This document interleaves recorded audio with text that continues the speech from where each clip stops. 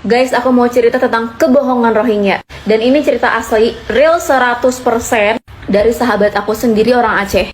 Jadi kurang lebih pada tahun 2011 di daerah Aceh Utara itu orang-orang Rohingya tuh udah mulai masuk, guys. Kalian pasti tahulah konflik-konfliknya di Myanmar itu seperti apa. Orang-orang Rohingya ini, etnis Rohingya ini benar-benar tidak diakui kewarganegaraannya. Oke lah, awal-awal mungkin dramanya itu terdampar di Indonesia. Tapi makin kesini makin banyak tuh yang datang, makin banyak yang kesasar. Dan anehnya nih ya, kesasarannya itu selalu ke Indonesia. Katanya sih terdampar ya. Kalau misalkan terdampar, kok bisa ya jalurnya tuh langsung masuk ke Indonesia? Ternyata ini sepengakuan orang Rohingyanya sendiri yang bilang ke warga Aceh kalau mereka itu bukan terdampar, tapi mereka diantar. Jadi adalah oknum-oknum yang mengantarkan para etnis Rohingya ini ke Indonesia.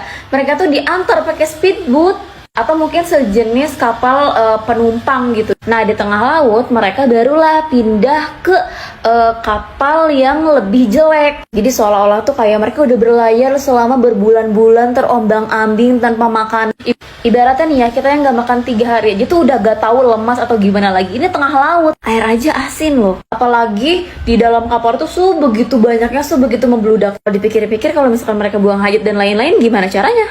Nah, jadi tolong ya untuk warga-warga Indonesia dan teruntuk warga Aceh tersendiri, stop untuk terima orang-orang Rohingya, karena perlakuan mereka juga nggak baik, guys. Kasar, buang-buang nasi. Jadi mereka tuh dikasih nasi tuh minta jantung gitu, dikasih nasi minta tanahnya Aceh. Dan jujur miris banget, sedih banget ya. Yang aku khawatirin itu takutnya dia tuh malah berkembang biak di Aceh, terus dia mengambil tahta kekuasaan. Meskipun sebenarnya mungkin nggak bakal sih sampai segitu juga. Cuma maksudnya mereka ini merepotkan sekali, guys. Mereka datang tanpa paspor. Apalagi kan di daerah Aceh ini bener-bener terkenal banget ya, Islamnya kental lah gitu dengan syariatnya. Dan aku juga nggak yakin sih semuanya itu Islam. Boleh jadi ya mereka hanya menggunakan mungkin hijabnya dan lain-lain itu ya untuk berlindung.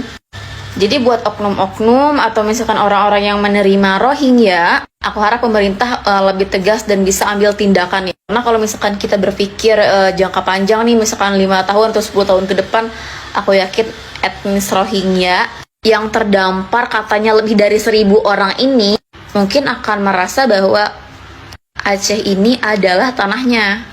Jadi please viralkan dan semoga video ini nyampe ke pemerintah supaya bisa bantu wilayah Aceh untuk mengusir Rohingya atau mengembalikan mereka ke tempat asalnya. Oke? Dan buat UNHCR tolong tanggung jawab.